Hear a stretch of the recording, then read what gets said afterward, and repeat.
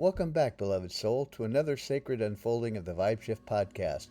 This is episode 6 in our 10-part journey through the sovereign self.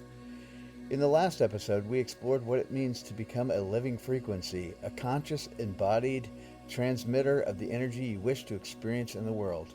Today, we take that message even deeper, because if you are truly a living frequency, then you must also understand that your energy is your identity. Not your name, not your job, not your traumas or titles, not even your values or your vision board. Your true identity is not defined by the images on your feed. It is defined by the frequency you hold in your field. Wayne Dyer once said, "You don't attract what you want, you attract what you are." Pause, breathe, let that land. This isn't about surface level affirmations, this is about energetic integrity. Because you can say all the right things, you can script the perfect life, repeat the perfect mantras, visualize the perfect future, but if your energy is still vibrating lack, fear, desperation, or unworthiness, then the universe, being frequency first, responds to your essence, not your effort. Let's look at the frequency gap. It's wanting versus being. Let's go deeper. There's often a frequency gap between what we want and who we are energetically being. You may want abundance, but unconsciously live in the frequency of survival. You may want love, but unconsciously carry the frequency of self-rejection. You may want purpose, but unconsciously vibrate in an energy waiting to be chosen. Here is the sobering truth. Your nervous system can't fake a vibration. Neither can your soul. Your wanting doesn't magnetize, your being does. This is why so many manifestations fall flat, not because you didn't dream big enough, but because you didn't energetically become what you claim to want. The VybeShift teaching, the identity code. At VybeShift, we teach something called the identity code, a simple yet profound understanding that every moment you are either reinforcing your old identity or broadcasting a new one. You are never neutral. The sovereign self doesn't wait for permission, it doesn't conform, it doesn't adjust its frequency to be palatable. It curates its own inner climate and lets the external world rearrange itself accordingly. That's not arrogance, that's vibrational authorship. That's spiritual leadership.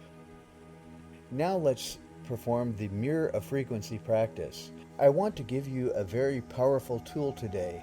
Every morning as you rise, go to the mirror, not to access your appearance, but to check your frequency. Ask yourself, what is the dominant energy I'm carrying right now? Is this frequency aligned with the life I say I want? If someone could only feel me, not hear me, what would they know about me? And then decide, will I perform frequency today, or will I become one? This small sacred inquiry creates a massive energetic pivot. It calls your soul into sovereignty, because you are not here to manipulate energy, you are here to embody truth. The Great Returning, coming home to energy truth. Wayne Dyer often spoke of the power of becoming energetically congruent. He said the universe provides abundantly when you're in a state of gratitude and love, not when you're trying to manipulate it with anxiety and effort. And here's where VybeShift carries that teaching forward. We believe the path of sovereignty is not a hustle, it's a homecoming. It's not about trying harder to be someone else. It's about returning to the frequency of who you always have been beneath the noise. Authenticity is frequency clarity. That is the great return, not to be a better version of you, but to be the original resonance of your soul. Let's engage now in the expanding exercise called the energetic footprint mapping. First, list 3 desires you have right now in your life.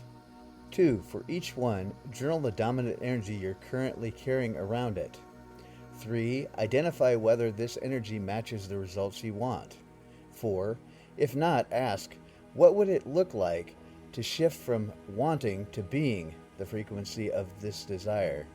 And 5, create a 3-word vibrational identity statement you will embody this week. Examples are graceful, aligned, magnetic. Let this be the starting frequency, not just a goal. Beloved, your frequency is not a fashion. It is not a facade.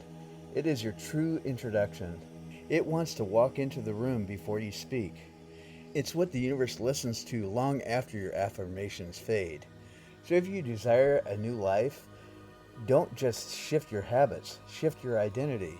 You are not what the world told you. You are not what your past conditioned you to believe. You are what you choose to vibrate in this moment. And that choice, made again and again, becomes your new reality. You're not here to perform perfection. You're here to radiate truth. Until next time, beloved soul, keep shifting, keep vibing, keep becoming.